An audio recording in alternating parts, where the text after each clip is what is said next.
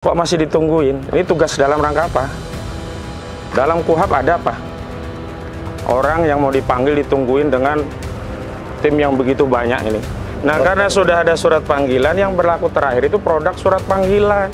Dan surat panggilan itulah yang kemudian menjadikan sarana klien kami untuk bersikap. Ini kalau orang dipanggil secara patut kemudian ada, ini apa maksudnya, Pak? Ya. Semalam saya mau kasih tahu ya, lampu dimatiin, disorot-sorot, digedor-gedor. Kita nggak ada, Pak, sampai ke ini kita. Ya, hari ini enggak, ya. Saya mau kasih tahu anggota Bapak yang lain. Hingga sampai jam 10 malam kalau nggak salah, lampu saya tiba-tiba dimatiin. Kayak begini ya. Berapa lama dimatikan itu? Sekitar 2 jam itu. Oh, saya di sini ada anak-anak kecil yang mereka butuh AC kan ya, kalau kecuali tidak ada panggilan. Kasihan anak orang mau sekolah nggak berani keluar. Pak, dari Polda juga? Iya. Bapak tahu nggak? Ini sudah ada undangan, udah ada panggilan. Kok masih ditungguin? Ini tugas dalam rangka apa? Dalam KUHP ada apa? Orang yang mau dipanggil ditungguin dengan tim yang begitu banyak ini. Namanya siapa, Pak? Andi saya. Andi, Pak Andi, saya mau kasih tahu ya. Di dalam KUHP itu sudah ada prosedur.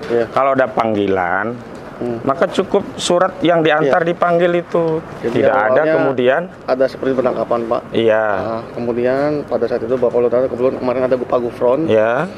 Yang mana pada saat kita penangkapan negosiasi beberapa kali 12 jam sampai dengan dipinta surat panggilan. Ya. Saat itu. Nah, karena sudah ada surat panggilan, yang berlaku terakhir itu produk surat panggilan. Dan surat panggilan itulah yang kemudian menjadikan sarana klien kami untuk bersikap. Ini kalau orang dipanggil secara patut kemudian ada, ini apa maksudnya, Pak? Ini klien saya nggak bisa keluar. Saya mau komplain ya. Kemarin sampai ada Grab aja mau masuk, mau mesen makanan nggak bisa. Kita nggak tahu, Pak. Kita di sini dari tadi nggak sampai ke rumah, Pak. Ya mungkin yang lain. Ya, saya mau kasih tahu. Ya. Kita di sini, kemarin Pak, aja lampu dimatiin. Nggak ada kita sampai nyentuh ke rumah, Pak. Ya, kalau Bapak enggak. Yang semalam saya mau kasih tahu ya, lampu dimatiin, disorot-sorot, digedor-gedor.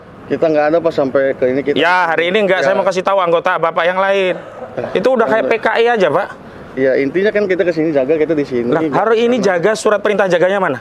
Kita ada surat perintah penangkapan, bukan, Pak. perintah jaga. Kalau penangkapan kan sudah diganti. Enggak diganti, Pak. Sudah ada panggilan kita. Lah, iya, tapi penangkapan masih berlaku, Pak. Masih berlaku, bagaimana ada 2 surat yang berlaku? Kalau ada surat yang belakangan, surat belakangan ini yang berlaku.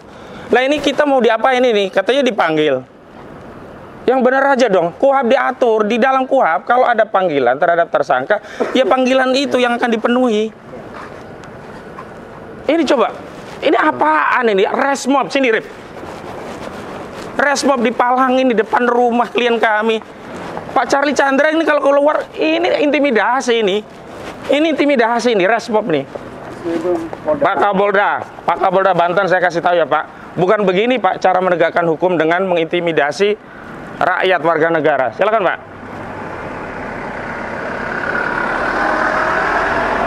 Ada prosedurnya, Pak Kapolda. Prosedurnya diatur dalam Kitab Undang-Undang Hukum Acara Pidana. Dan penyidik dari Polda sudah melayangkan surat panggilan. Nah, kalau sudah masuk ke surat panggilan, berarti kewajiban adalah berkaitan dengan panggilan tadi. Nggak ada kemudian panggilan kemudian ini kayak teroris saja. Terus terang saya komplain ini, Pak, merasa terintimidasi saya. Klien saya seperti ini, kalau Bapak nggak keluar dari sini, saya bawa ke Komnas HAM. Saya bawa ke Komisi 3 DPR RI. Silakan Bapak berkoordinasi dengan atasan. Karena atasan Bapak sudah mengirimkan panggilan kepada kami. Kalau tetap ada di sini, silakan koordinasi. Saya tahu Bapak-Bapak hanya menjalankan perintah, tapi sampaikan kepada yang memberikan perintah.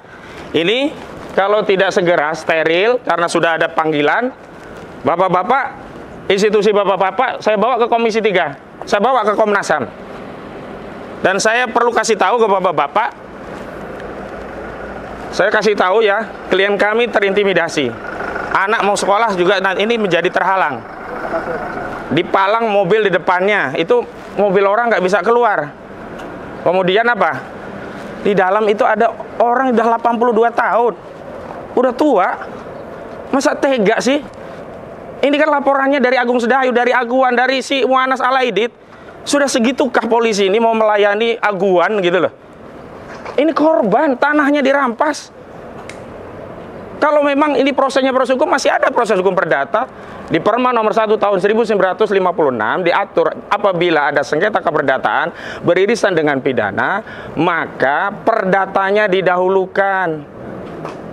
Inkrah dulu, baru pidana. Oke deh, itu diabaikan. Belum ada surat ke kami terkait surat yang dikirimkan kuasa hukum. Apa sikap Polda terhadap surat yang dikirim oleh kuasa hukum? Tapi bukan begini, langsung ngambil surat penangkapan. Begitu surat penangkapan nggak bisa diberi, panggilan. Setelah panggilan masih ada orang yang ditugaskan. Ini tugas negara apa ini? Pak Kapolri, Pak Listio Sigit Prabowo, saya mau kasih tahu Pak Kapolri, tidak seperti ini cara melayani masyarakat. Tidak seperti ini cara mengayomi masyarakat. Tidak seperti ini cara menegakkan hukum. Prosedur dan substansi harus benar. Tidak boleh untuk menegakkan hukum dengan melanggar hukum. Prosedur KUHAP harus tunduk kepada apa? Surat pemanggilan. Surat pemanggilan itu bukan kami yang bikin, justru surat pemanggilan itu penyidik Polda dari Banten. Kenapa penyidik mengirimkan surat panggilan? Pada saat sama penyidik juga mengintimidasi, masih naruh anggota di rumah klien kami. Ini kan sama saja mengintimidasi klien kami, Pak Charlie Chandra. Dan Pak Kapolri, Pak Listio, saya mau kasih tahu ke Pak Listio. Pak Listio sendiri yang meminta Polri itu agar humanis. Agar apa? Presisi katanya. Presisi. Nah, kalau kita bicara presisi, itu ya harus mengikuti prosedur KUHAP dalam pemanggilan orang. Jangan surat pemanggilan dikirim, tetapi juga terus dilakukan intimidasi. Dan saya mau tegaskan, sekarang yang mengikat adalah surat panggilan itu. Karena apa? Surat panggilan itu dikeluarkan oleh penyidik, kecuali kami yang mengeluarkan surat panggilan. Nggak mungkin ada dua otoritas di dalam proses penyidikan. Panggilan ya panggilan, penangkapan penangkapan. Kalau penangkapan tidak dilakukan, ya sudah berarti pemanggilannya. Ini pemanggilannya dikirimkan, orang-orangnya yang mau nangkap masih ditaruh, mobil dipalangin di depan begini, Resmob, Deskrimum Polda Banten, luar biasa. Kalau mau tangkap teroris, Pak. Kalau mau dikejar, kejar teroris. Jangan klien kami. Bapak anggota juga kan? Siapa namanya, Pak? Siapa Pak namanya? Namanya siapa, Pak? Nah, ini penyidik saja kita tanya baik-baik, nama nggak disebutkan. Saya Ahmad Qasududin, Pak. Coba saya tanya atasannya. Siapa namanya? Pak, siapa namanya, Pak? Pimpinannya siapa, Pak? Pak. Siapa, Pak? Pimpinannya siapa, Pak? Jangan begitu loh, Pak. Saya ngobrol baik-baik. Ini Bapak ditanya. Jangan diacukan begitu. Jawab kenapa ya? Pak, siapa pimpinannya, Pak, yang menyuruh ke sini, Pak? Gimana coba Pak Listio? Saya bertanya baik-baik, anggota Bapak mengacuhkan saya. Lihat nih, kalau ini masih nelpon oke lah. Yang lainnya, yang ini. Bapak ini kameramen atau penyidik sih? Namanya siapa, Pak? Astagfirullahaladzim. Kita sampaikan saja kepada rakyat Indonesia, beginilah model penegakan hukum. Kita tanya baik-baik, prosedurnya kita akan ikuti. Masih saja ditaruh orang-orang yang mengintimidasi klien kami. Nggak bener ini. Ini negara hukum, bukan negara kekuasaan. Ini negara NKRI, bukan negaranya aguan. Seolah-olah kalau semua urusannya sama aguan, semua tunduk.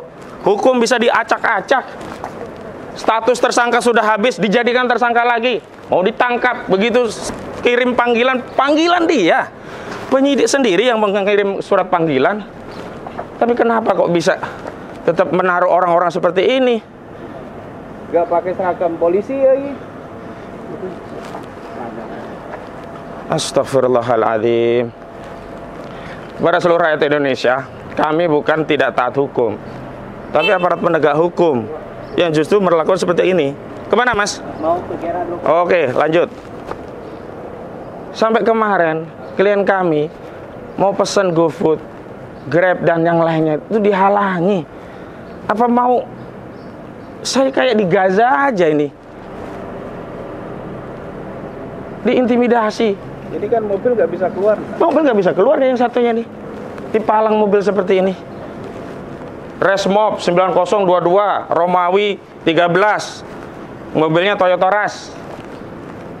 Nggak begini cara menegakkan hukum. Astagfirullah. Komisi 3 DPR RI mohon untuk melakukan rapat dan kami nanti akan sampaikan surat permohonan audiensi tentang penegakan hukum dari mitra Komisi 3, yakni institusi Polri. Institusi Polri harus presisi. Acuan untuk menegakkan hukum itu adalah hukum acara, dan hukum acara diatur dalam Kitab Undang-Undang Hukum Acara Pidana, dan sudah ada pemanggilan. Maka prosedurnya adalah polisi menunggu pihak yang dipanggil untuk mendatangi kepolisian yang sudah mengeluarkan pemanggilan, bukan kemudian mengintimidasi dengan menaruh sejumlah anggota di lokasi. Gak bener ini. Ini mau cara apa? Mohon maaf, apa cara PKI ini? Cara PKI seperti ini dulu. Bapak, pimpinannya siapa Pak? Bisa dijelaskan Pak yang memerintahkan ini? Oh bukan? Oh sopir ya, maaf. Sopirnya Pak Charlie bukan? Oh ya, coba info Pak ya. Saya udah di sini gitu. Saya mau ketemu ke dalam gitu. 24 jam diawasi, sampai sedia makanan, berkemah bawa makanan. Astagfirullah. Saya pasti akan persoalkan ini. Seluruh rakyat harus tahu ini. Tidak boleh ada proses penegakan hukum seperti ini. Tidak bisa dibenarkan mentang-mentang Pak Charlie ini orang minoritas, orang etnis Tionghoa diperlakukan seperti ini. Tidak bisa. Segala warga negara berkedudukan sama di hadapan hukum. Walaupun klien kami Pak Charlie ini etnis minoritas, tapi dia punya hak yang sama. Dalam proses penegakan hukum yang berlaku tetap Kitab Undang-Undang Hukum Acara Pidana. Bukan perintah atasan, bukan keputusan atasan, tidak. Kitab Undang-Undang Hukum Acara Pidana. Kami menghargai institusi kepolisian dan penegak hukum juga berdasarkan Undang-Undang Kepolisian, Undang-Undang Nomor 2 Tahun 2002. Jadi sama-sama lah. Kami bekerja juga dengan Undang-Undang Advokat, Undang-Undang 18 2003. Proses penegakan hukum juga ada undang-undangnya, Kitab Undang-Undang Hukum Acara Pidana. Hukum materialnya diatur juga dengan KUHP. Kami tahu klien kami dituduh melakukan memalsukan dokumen dengan pasal 263 KUHP. Ini kan dicari-cari saja. Muanas Alaidit, anteknya Aguan. Ini kan laporannya dari kawan ente yang namanya Fahmi Aulia, itu sudah meninggal dunia. Ente jangan tambah dosa Fahmi Aulia tambah besar. Kasihan Fahmi. Aulia Fahmi sudah meninggal. Ini laporan Aulia Fahmi. Ente harusnya kirim Fatihah, beristighfar untuk Aulia Fahmi, bukan melanjutkan perkara yang membuat Aulia Fahmi ini dapat kiriman dosa. Kasihan. Tobat cukup. Sudah banyak ulama-ulama yang ente laporin masuk penjara. Ustadz Alfian Tanjung, Ali Baharsah, banyak sekali, dan aktivis banyak yang komplain. Sudahlah, tobat. Hidup ini sementara. Berapa sih umur kita? 63, 70, 80, 90 udah kakek-kakek. Gak nyaman hidup kakek-kakek. Justru ini kesempatan bertobat. Dan Aguan, sudahlah Aguan, gak usah bersembunyi di balik filantropinya Buddha Suci. Ini kelakuan di bawah ini semua ini kan karena untuk melayani kepentingan bisnis ente Aguan. Bisnis Pantai Indah Kabuk 2. Banyak sekali. Mohon maaf, saya khawatir rakyat nanti marah ketemu Aguan dimanapun bisa ditawur Aguan ini. Antoni Salim juga begitu. Antoni Salim, jangan hanya ngejar cuan. Saya tahu bisnis PIK 2 itu pendananya, bohirnya 2 grup usaha. Agung Sedayu Group, Aguan, dan Salim Group, Antoni Salim. Janganlah begitu. Kalau bisnis itu yang menguntungkan semua. Ini etnis Tionghoa dari bangsa Anda sendiri juga kalian zolimi. Sudah benar-benar keterlaluan kalian. Pak, tolong Pak, sampaikan ke atasan Pak. Kalau masih begini terus saya bawa perkaranya ke atas lagi. Udah, bisa? Saya tahu. Yuk. Pak Kapolda Banten, tolong evaluasi kinerja aparat Anda di bawah Pak. Saya tahu, saya yakin ini bukan kebijakan dari Pak Kapolda, bukan juga kebijakan dari Pak Kapolri. Saya meyakini ini ada penyimpangan dari kebijakan umum institusi Polri yang humanis, yang melayani, melindungi, dan mengayomi rakyat. Karena itu Pak Kapolda Banten, tolong Pak Kapolda Banten evaluasi kinerja dari aparat Anda di bawah. Malu Pak kita, kasihan rakyat Pak. Institusi Polri yang selama ini sudah citranya kurang baik Pak, ini menjadi tambah tidak baik. dengan tindakan-tindakan yang menyalahi prosedur dalam penegakan hukum, khususnya hukum acara. Klien kami, Pak, sudah diberikan panggilan. Prosedur pemanggilan itulah yang harus diikuti. Bukan kemudian diintimidasi dengan menaruh anggota tetap berada di rumah yang sifatnya private, Pak. Ini rumah, bukan kantor. Itu saja, Pak Kapolda dan Pak Kapolri. Makasih. Udah. Sarana untuk menertibkan masyarakat, untuk menegakkan keadilan, untuk memberikan perlindungan, pengayoman, dan pelayanan kepada masyarakat. Tapi hukum melalui aparat penegak hukum, khususnya dari institusi kepolisian Polda Banten, telah berubah menjadi alat represif. Perlu kami sampaikan kronologisnya bahwa klien kami sebelumnya dipersoalkan dan menjadi status tersangka, tapi belum pernah diperiksa. Karena sebelumnya status itu diperoleh melalui pra-peradilan yang dilakukan oleh grup Agung Sedayu Group melalui anak usahanya yang macam-macam gitu. Nah, setelah menjadi tersangka harus diperiksa lagi, dan ini belum pernah BAP sebagai tersangka, tiba-tiba mau ditangkap. Dan tentu kami tidak ridho begitu. Dan sebenarnya kasusnya ini kan sudah viral di mana-mana. Klien kami pemilik tanah, ahli waris dari ayahnya yang sudah 35 tahun lebih tidak bermasalah, tapi tiba-tiba dibatalkan sepihak oleh BPN, padahal melalui PP nomor 18 2021, kewenangan BPN untuk melakukan pembatalan sertifikat secara sepihak tanpa pengadilan itu hanya kepada sertifikat yang usianya maksimum 5 tahun. Ini udah berpuluh-puluh tahun gitu. Tapi apapun, hari ini saya ingin tanya klien saya, karena kondisinya selama 2 hari ini tidak bisa keluar karena di depan tadi mobil dari polisi Polda Banten menghalangi jalan, terus ada orang yang ditaruh berkemah seperti camping begitu, bawa makanan dan seterusnya. Tapi ketika kami tanya, hanya menjawab perintah pimpinan, dasar hukumnya tidak dijelaskan. Ketika dia menyatakan dari surat pengikat penangkapan, ya kan sudah ada panggilan. Lalu apa fungsi dari panggilan tadi kalau orang tetap mau ditangkap? Apa mau menjebak orang biar keluar terus kemudian langsung ditangkap? Kok seperti ini proses penegakan hukum? Baik Pak Charlie, apa yang dialami Pak Charlie selama kurang lebih 2 hari ini? Suasananya, saya hanya baca tulisan Pak Charlie tentang kondisi yang luar biasa genting, tidak manusiawi begitu, dan melanggar HAM tentunya. Nah, nanti kita juga akan sounding ke Komnas HAM, termasuk ke Komisi 3 DPR selaku mitra institusi Polri. Tolong bisa diceritakan kembali, Boleh. Pak. Ya. Baik, selama ini kan sebenarnya kita sudah sangat kooperatif ya. Ya. Terakhir saya dipanggil tanggal 29 April, saya hadir. Saya datang ke Polda Banten, dan terakhir juga kita sampaikan bahwa tolong dijawab atas permohonan penundaan perkara pidana ini, karena kita sedang ada perkara gugatan perdata. Betul. Jadi saya juga sampaikan, apabila nanti sudah dijawab mau dipanggil lagi, saya akan datang. Tapi tiba-tiba kemarin hari Sabtu ketika saya mau keluar dari rumah, sudah ada penyidik di depan. AKP Yan Hendra sama Nana yang saya kenal, mereka sudah keluar surat perintah penangkapan. Oh, saya bingung, saya kan belum diperiksa sebagai tersangka, kok bisa? Terus penyidik bilang, ya ini sudah P21 katanya. Dan sepertinya mereka menggunakan BAP dari tahun 2023 sepertinya. Nah, oke, baik. Ketika saya mau siap-siap pergi, saya baru kepikiran sebaiknya saya nunggu pengacara saya. Makanya saya minta mereka tolong tunggu pengacara saya. Mereka ngotot Bang, nggak mau tunggu pengacara. Padahal kan menurut saya itu hak saya. Iya, apalagi dengan status tersangka wajib didampingi Iya, pengacara. apalagi penangkapan Iya, kan. apalagi penangkapan. Sejak penangkapan saya tahu itu wajib didampingi pengacara. Mereka ngotot, suruh saya keluar, mau dibawa ke Polda Banten. Saya pikir ini kan hak saya untuk menunggu pengacara. Pengacara juga sudah telepon, suruh tunggu.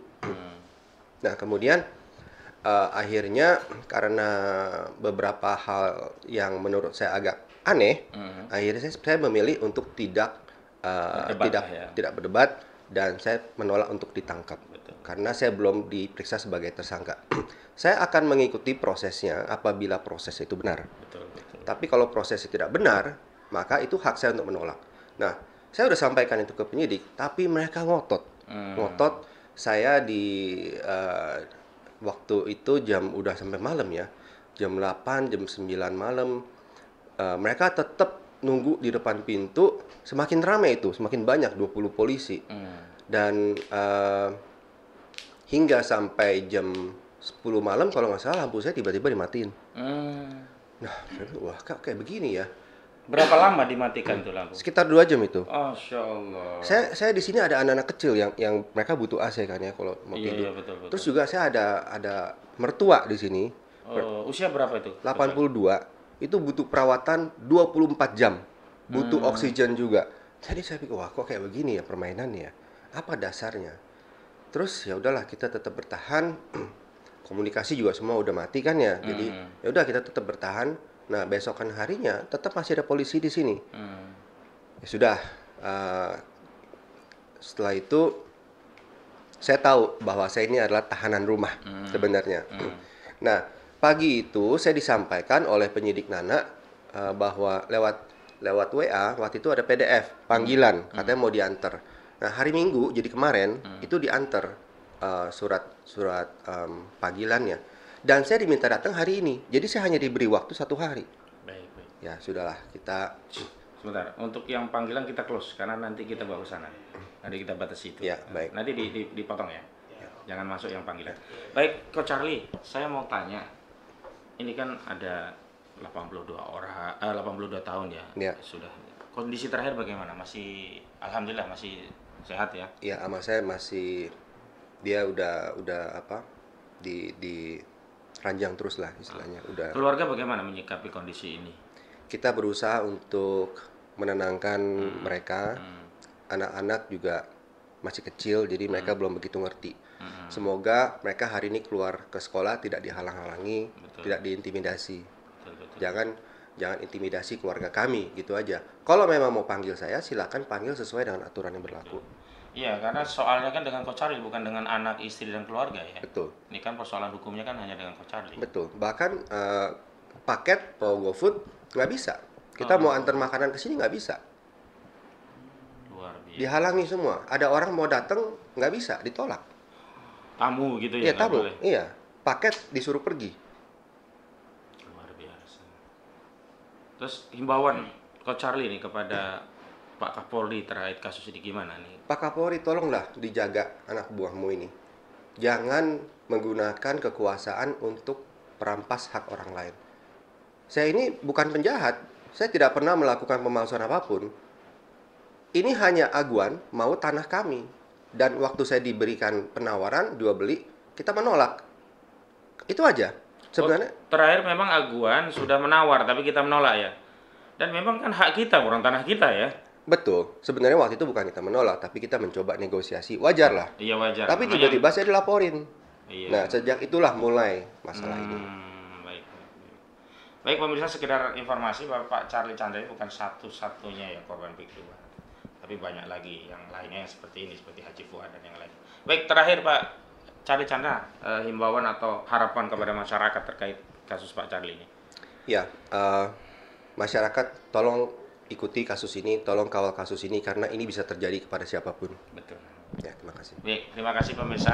Sementara itu yang bisa kami update. Ya, ikuti update selanjutnya advokasi kami terhadap Pak Charlie Chandra juga korban perampasan tanah PIK 2 lainnya. Demikian, Assalamualaikum warahmatullahi wabarakatuh. Sambil nunggu kalau bisa edit masuk. Nah, kita jalan itu sudah ada satu video masuk biar mereka ini dulu. Ini.